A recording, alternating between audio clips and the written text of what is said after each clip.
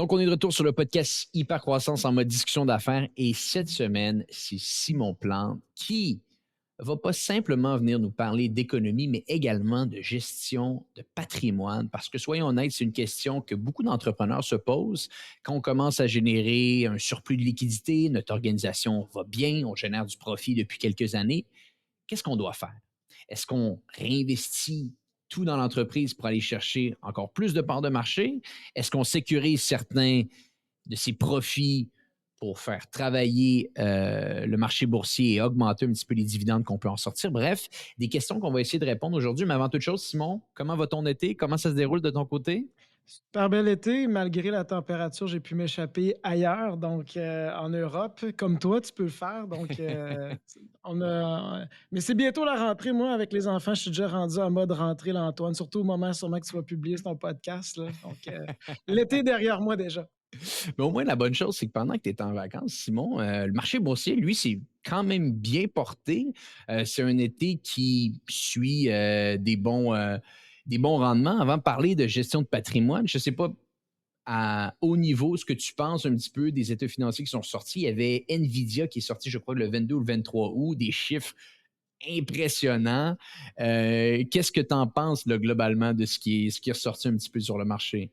Ouais, la dernière fois qu'on se parlait, c'était au début des résultats qui commençaient à Ouais. être publicisés. Puis là, on arrive vers la fin. Puis honnêtement, les résultats ont été vraiment au-dessus des attentes. Même ça inquiétait certains investisseurs. Puis ça va tellement bien qu'on se dit, coudon, le consommateur est vraiment au rendez-vous.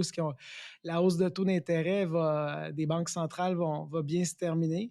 Puis il y a eu quand même de la volatilité, un petit peu de fléchissement dans les 2 dernières semaines, légèrement. Mais il faut se rappeler qu'en période estivale, le volume n'est pas nécessairement élevé. Fait qu'il ne faut pas prendre ça comme une conviction du marché en général. Mais pour revenir aux résultats tangibles, effectivement, ça a été la majorité des entreprises ont battu les attentes. Puis ça a été très satisfaisant comme résultat, là.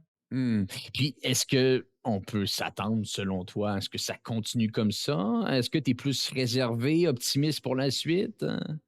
Ben, il y a 2 choses. On commence à avoir des données de plus en plus que l'effet des la hausse de taux, se reflète dans l'économie. On voit, surtout les détaillants, exemple, les boutiques d'équipements de sport, là, le dernier trimestre, lorsque c'était le temps de donner les projections, il mentionnait qu'il y avait un ralentissement qui est à prévoir parce que les hausses de taux sont relativement significatives. À certains moments, ça va changer le comportement. Bien sûr. Mais ça ne veut pas dire que, puis comme je mentionnais lorsqu'on s'est parlé les fois précédentes, c'est que oui, en périphérie, ça va toucher certains secteurs, surtout la consommation qui n'est pas essentielle.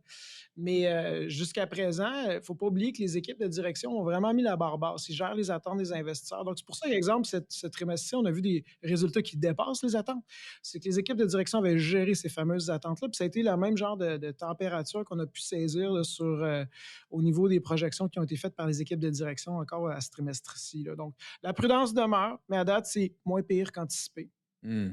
Bon, ça, c'est ce qui se déroule dans le marché boursier. On va revenir à nos entreprises parce qu'il y a beaucoup de gens d'affaires qui nous écoutent, des PME, des moyennes entreprises, des très grandes entreprises. Difficile pour moi de savoir exactement qui nous écoute, mais moi, je me fie aux gens qui viennent me parler, qui m'envoient des messages continuellement. Et c'est toujours le même type de personnes, ces fameux entrepreneurs.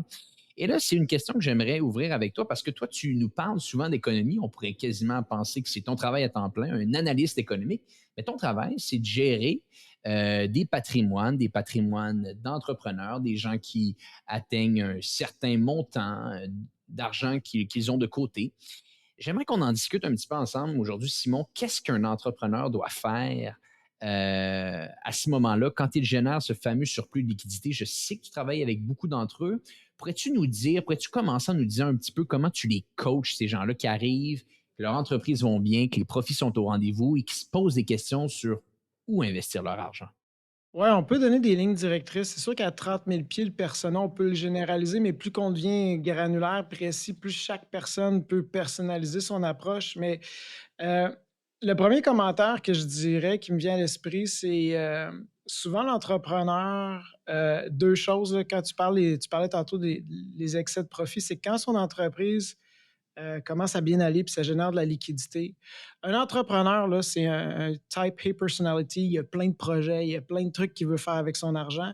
Donc, souvent, quand ces liquidités-là commencent à arriver, bien, cette personne-là, 1 million d'idées, puis ce qui fait que pendant ce temps-là, souvent l'entrepreneur qui commence à avoir des bénéfices, ça reste un propriétaire opérateur, puis il est 2 mains dans sa business. C'est difficile pour cet entrepreneur-là de vraiment avoir du temps pour dire: «Comment j'alloue mon excès de capital? Comment je l'optimise?» Pendant ce temps-là, l'entreprise a 1000 et une opportunités, 1000 et un problèmes, puis honnêtement, ça reste toujours la priorité. Fait que l'aspect de bâtir son patrimoine personnel, c'est un peu, au deuxième, troisième, même quatrième rang chez plusieurs entrepreneurs parce que le focus il est tellement, puis l'énergie est tellement mis sur l'entreprise. Puis en fait, je ne dis pas que c'est une erreur parce que ce qui est le plus créateur de richesse pour un entrepreneur, c'est là où il a les deux mains sur le volant, c'est son entreprise, c'est créer sa richesse. Par contre, euh, souvent, l'entrepreneur va voir sa retraite, puis ça va passer par un véhicule. C'est quand il va vendre ou elle va vendre sa fameuse entreprise. Puis c'est le moment de liquidité qui va être, c'est vrai, le plus significatif. Mais il ne faut pas oublier que peut-être, cet entrepreneur-là, s'il est à droit avec ses excès de capitaux, il peut atteindre l'indépendance financière avant même un jour d'avoir vendu son entreprise. Puis ça, c'est un gros plus, puis ça donne un avantage significatif pour l'entrepreneur. Tu sais, c'est un peu comme des fois, je rencontre des gens, c'est des hauts salariés, des cadres d'entreprise, puis ils me disent Simon, le jour où j'atteins mon chiffre magique, puis que je suis finalement indépendant, là, je te garantis, je prends ma retraite. Puis là, on arrive, puis je te dis que c'est peut-être 2 fois sur 3, on dit ben félicitations, tu l'as atteint ta cible, tu peux prendre ta retraite aujourd'hui. Puis là, le cadre d'entreprise, tu lui reparles, puis il continue de travailler. Puis ça dure 2 ans, puis ça dure 3 ans. Il dépasse. Pourquoi? Parce que mentalement, ça devient un choix d'aller au travail. Puis ça enlève cette pression-là. Fait que l'entrepreneur qui atteint l'indépendance financière pendant qu'il opère son entreprise, Hmm. ça ouvre plein de possibilités parce qu'il peut déléguer, ajouter du management, même si ça augmente ses coûts, ça réduit ses marges, parce que tout le monde est indépendant. Ça lui permet d'avoir un pouvoir de négociation lorsqu'il va venir le temps de vendre son entreprise ou même au niveau du choix de ses propres clients. Ben oui. Donc, c'est important de dédier un certain temps à ce niveau-là. Là. Et tu vois, je trouve ça tellement intéressant ce que tu dis parce que tu parles que l'entrepreneur est un peu un hyperactif. Il y a de l'argent, il y a plein de projets, il veut se lancer sur plein d'endroits. Eh bien, si vous n'êtes pas responsable avec votre argent, l'entreprise va trouver une manière de le dépenser. Ça, c'est clair. Si vous, vous ne savez pas comment le dépenser puis que vous le gardez dans votre compte de banque, l'entreprise trouve tout le temps une manière de faire ce nouvel investissement-là qui marche une fois sur 10. Et là, finalement, tu te rends compte, encore une fois, les profits ont été brûlés. Est-ce que c'est pas une bonne idée, ultimement, de créer un petit peu cette contrainte-là et de se dire, quand on atteint un certain chiffre, et peut-être tu as des exemples de comment tu travailles avec certains clients, de dire, là, peu importe mes envies d'investissement, mes envies de croissance, ça s'en va dans le compte Y et j'ai plus le droit d'y toucher. Ça travaille pour moi sur le marché boursier à haut ou à peut-être bas pourcentage selon mon niveau de risque. Est-ce que c'est pas une bonne manière ultimement de se créer ces fameuses contraintes-là pour empêcher l'entreprise de remanger tous ces profits-là? Fait que dans ce que tu viens d'écrire, il y a deux choses. Le premièrement, tu as l'entrepreneur, mais tu as aussi l'investisseur. Donc, il n'y a rien de mal à réinjecter. Tu sais, il y a des entreprises, il y a des gens qui ont fait des grandes sorties d'entreprise, puis leurs recettes, ils ont toujours réinvesti la business puis dans des projets de plus en plus rentables, puis ont fait une sortie qui a été phénoménale. Puis, comme je dis, je ne veux pas donner des règles, euh, être moralisateur, c'est dans le sens que ça peut fonctionner, cette stratégie-là. Mais dans la majorité des gens, c'est qu'ils ont de l'excès de liquidité, puis lorsque ça vient le temps de réinvestir, comme tu dis, c'est des projets qui sont moins rentables et qui édulcorent la création de richesse. Puis il y a un autre coup aussi à vouloir avoir 1001 projets qui sont capital dans lequel on est impliqué, surtout si tu es un propriétaire opérateur, c'est que tu parles de focus. Hmm. Puis ça, j'ai vu malheureusement plusieurs situations où l'entrepreneur, ben, il veut faire divers projets qui sont connexes, puis ça fait qu'il s'éloigne de son X au niveau de la raison d'être de son entreprise. Puis ça a un coût en termes d'énergie puis de rentabilité. Bon. Donc, première étape, c'est de dire j'ai un moi qui est l'opérateur, puis j'ai un moi qui est l'investisseur. Maintenant, c'est quoi mon identité d'investisseur? Puis pour créer de la richesse en investissement qui est un peu plus passif, entre guillemets, bien là, il y a plein d'options qui s'ouvrent à nous. Il n'y a pas juste la bourse. On peut investir dans des terres, on peut investir en immobilier, on peut investir à la bourse, comme on vient de le mentionner, dans des placements de revenus fixes. Donc, il faut trouver c'est quoi son identité. Puis chaque catégorie d'actifs, ultimement, ont quand même leur degré d'implication. Puis cette implication-là, il faut être conscient que ça a un coût, surtout si on est un propriétaire opérateur. Puis peut-être, dans notre évolution, on s'est entouré d'une équipe de direction qui nous permet de dégager plus de temps pour bâtir son patrimoine. Ou peut-être qu'on est proche d'une sortie pour vendre notre entreprise pour avoir nécessairement beaucoup plus de temps à être dédié. Mais ça, c'est la première étape. Donc, faut commencer avec la base, c'est vers où je vais me diriger. Puis comme en entreprise, après, il faut automatiquement systématiser le processus. Parce que Hmm. quand ça devient trop ad hoc, ben, ça reste sur le brûleur. On s'en occupe pas. Puis là, on se réveille et on dit hey, finalement, je voulais faire de l'immobilier, ben, je ne l'ai jamais fait. Je voulais investir en bourse. Finalement, j'ai complètement raté le dernier rebond parce que je ne m'en suis pas occupé et mon argent reste dans mon compte bancaire. Donc, il faut créer un processus qui va nous amener où on veut aller. Hmm.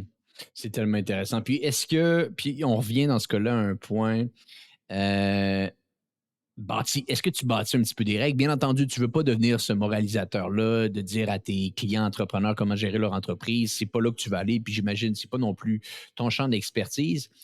Mais tout de même, d'avoir ces systèmes-là, est-ce que ça veut dire que, bon, écoute, quand tu as X, Y, Z dollars, centaines de milliers de dollars, millions de dollars dans ton fonds de roulement, il faut simplement que tu en gardes assez pour faire 1, 2, 3 mois de payroll, 3 mois de coûts et le reste, il faut que tu fasses travailler ton argent. Est-ce que tu bâtis un petit peu ces règles-là avec tes clients?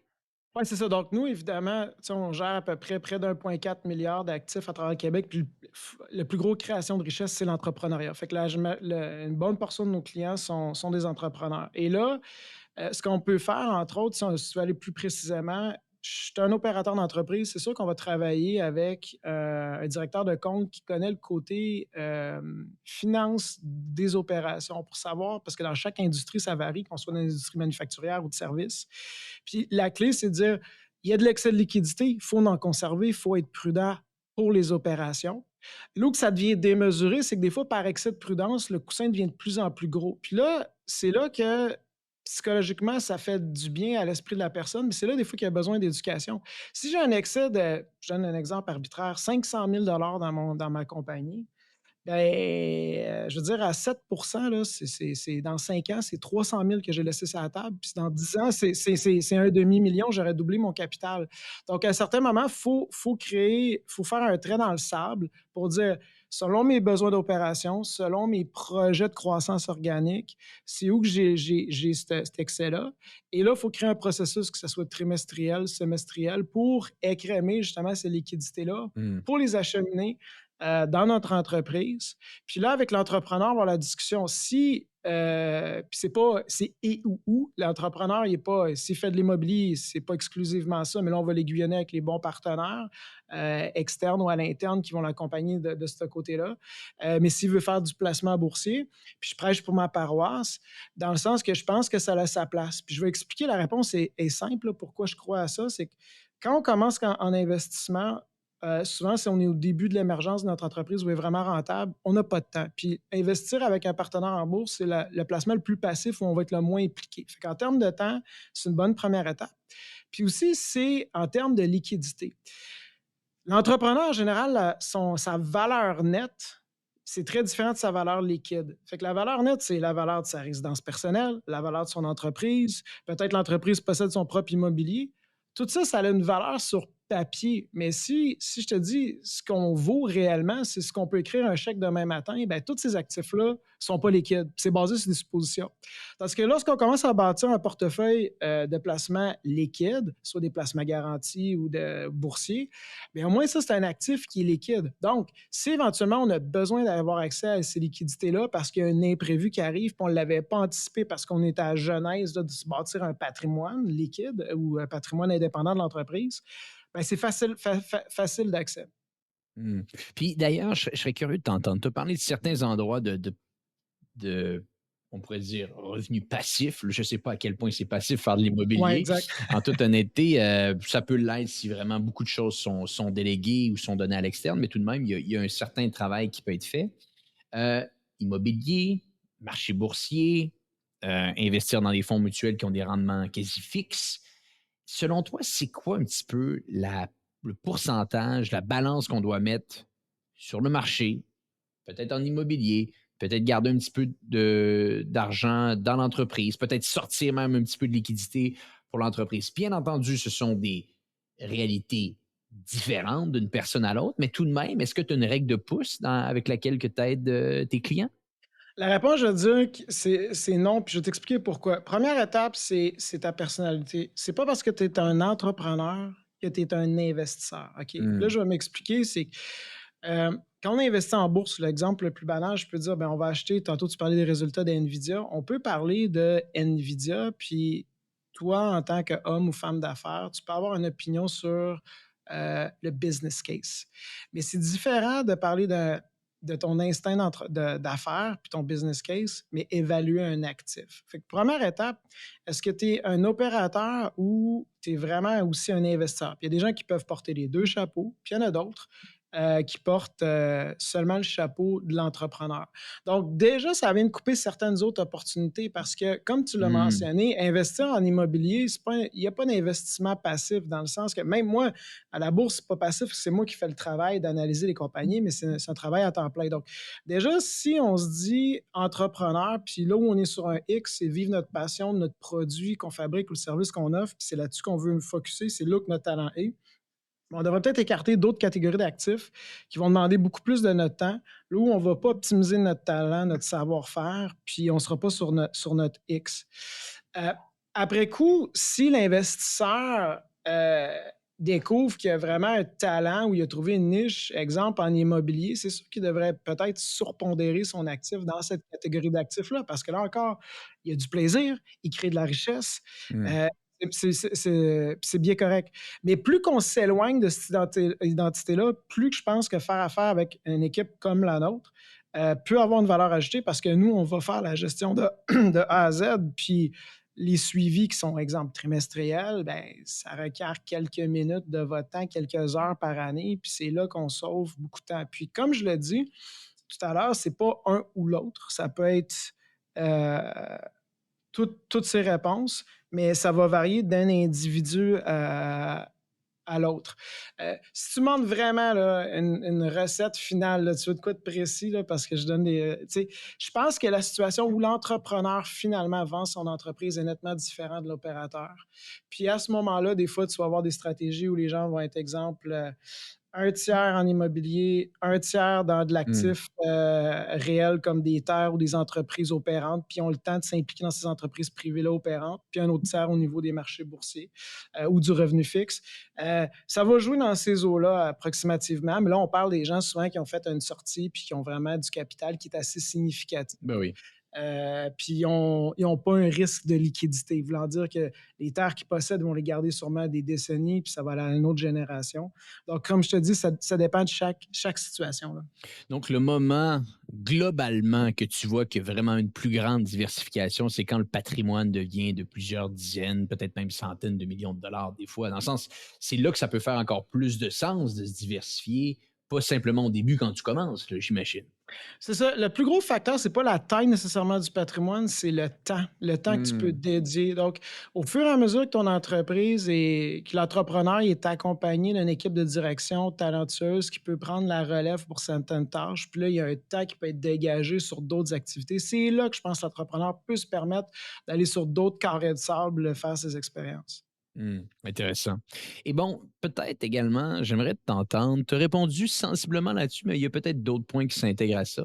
C'est quoi les plus grandes erreurs que tu vois avec un entrepreneur peut-être qui va avoir beaucoup de succès, d'un autre qui va en avoir moins, quand on parle ici vraiment de gestion des surplus de liquidité? Quelles sont peut-être les erreurs qu'on pourrait mentionner à notre audience pour leur donner un avertissement que, hey, c'est peut-être pas la meilleure chose à faire? Ouais, OK. C'est un point qui me vient à l'esprit, c'est vraiment le fait que des fois, c'est pas assez important pour l'entrepreneur. Puis là, je m'explique, c'est que euh, souvent, les gens, ils ont, ils ont, ils ont commencé à démarrer leur entreprise, puis un surplus de liquidité. Puis quand vient le temps de choisir un partenaire pour faire des placements, parce qu'en général, la première étape, c'est quand ils vont faire affaire avec une équipe qui va gérer des placements à la bourse puis en revenu fixe pour tranquillement donner du rendement.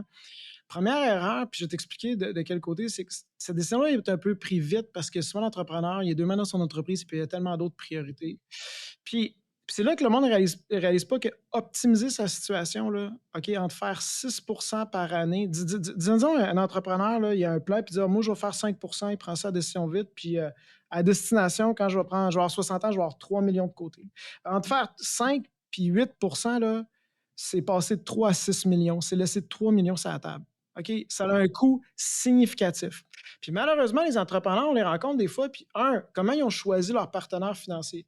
Ben, c'est peut-être un conseiller qui a été référé par le banquier qui a fait le prêt pour l'entreprise. Peut-être c'est un conseiller qui a fait les assurances de base, puis en même temps, il fait du placement, puis il a été choisi par défaut. Puis ça ne veut pas dire que cette personne-là n'est pas compétente, puis elle ne peut pas évoluer avec l'entrepreneur. Mais des fois, l'entrepreneur, au fur et à mesure que le patrimoine s'accroît, sa situation se complexifie, puis il n'a pas mis assez de temps à choisir le bon partenaire. Puis je donne un exemple en termes d'opération d'entreprise. Des fois, il y a des entrepreneurs qui ont des entreprises puis ils se disent: «Écoute, on dirait que j'ai atteint un plafond de verre. Je fais 3 millions de chiffre d'affaires, je suis essoufflé, mon équipe est essoufflée. Pourquoi dans mon industrie, il y en a qui font 300 millions?» Puis souvent, le conseil qu'on va donner, puis je suis sûr que tu l'as entendu, on va dire: ben, va te chercher une équipe de direction qui ont connu la plus grande entreprise, disons un chiffre d'affaires de 10, 15 millions. Ben oui. Puis, en bon français, il connaît la trail pour t'amener là. Puis cette personne-là va arriver, puis elle va faire monter tout le monde avec elle. Donc, c'est pareil avec tous les professionnels qui entourent l'entrepreneur, que ce soit le comptable, l'avocat, le gestionnaire de patrimoine.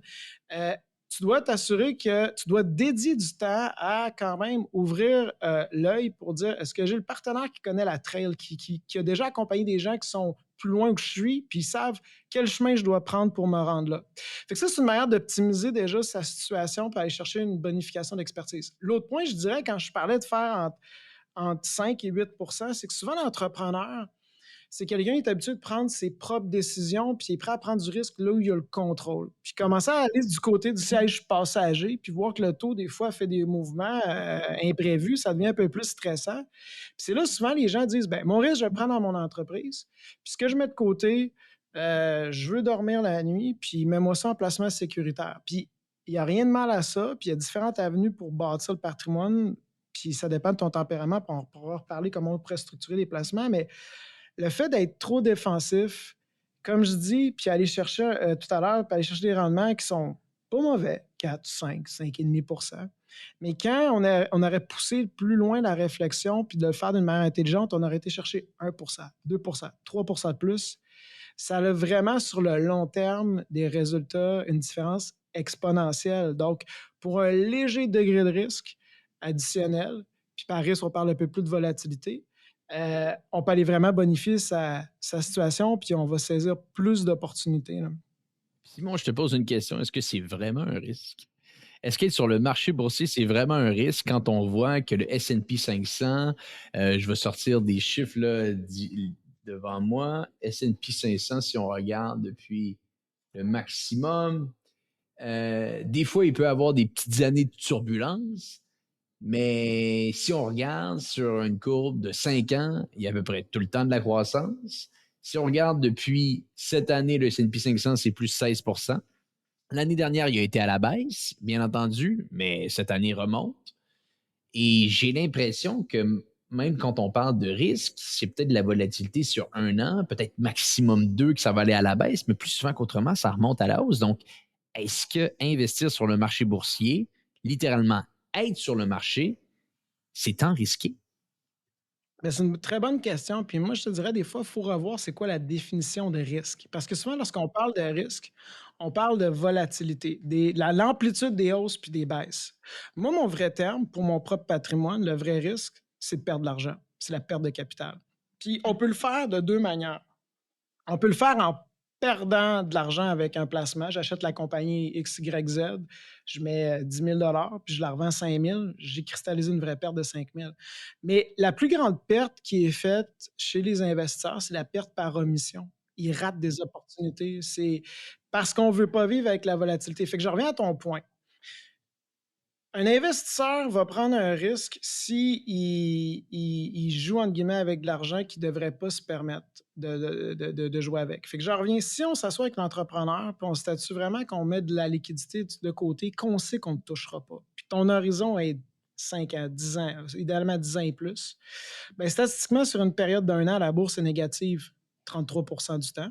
Fait que si tu places de l'argent que tu penses que tu vas utiliser, dans un an, fais pas ça en bourse parce que tu as une chance sur 3 que ça soit négatif, puis ça veut dire que sur 3 ans, c'est sûr que ça va arriver.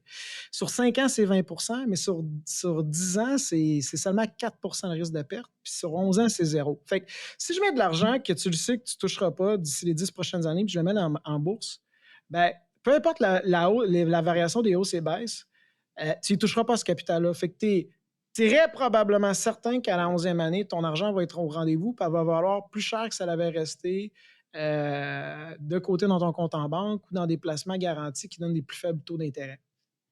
Donc, premièrement, première étape, comme je te dis, c'est que si ton horizon est long, tu réduis ton risque parce que les probabilités que ton argent soit au rendez-vous ou vale plus, ils augmentent.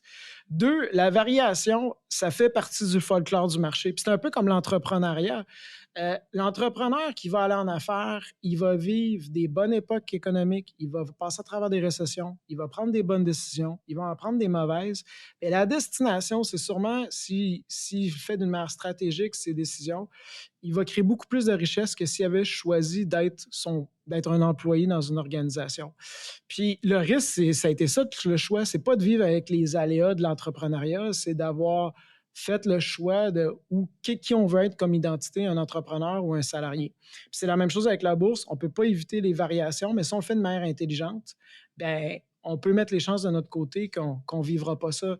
Puis la plus grosse perte, comme je mentionnais, c'est par omission, c'est prendre ne pas faire cette réflexion-là, puis seulement aller par défaut dans des placements sécuritaires, ben, c'est peut-être 1 million, 2 millions ou même des centaines de milliers de dollars, peu importe, qu'on a perdu parce qu'on n'a pas poussé plus loin cette réflexion-là.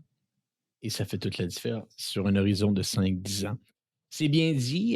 Peut-être pour terminer, qu'est-ce que tu conseillerais aux entrepreneurs qui nous écoutent aujourd'hui, qui ont ce surplus de liquidité et qui se disent qu'est-ce que je fais avec tout cet argent, ou du moins ce début de trésor de guerre?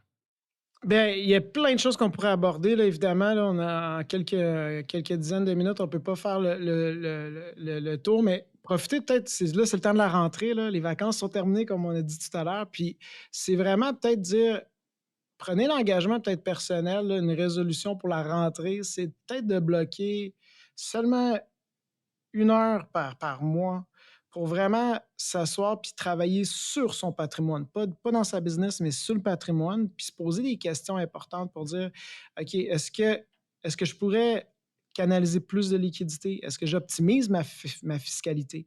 Est-ce que j'ai bien géré mes risques? Est-ce que je les amplifie dans ma tête ou même j'en ignore? Puis après, avec mon surplus de capital, c'est quoi mon identité d'investisseur? Puis c'est qui le partenaire qui peut mieux m'accompagner vers où je veux me diriger? Puis je peux-tu me le permettre en temps?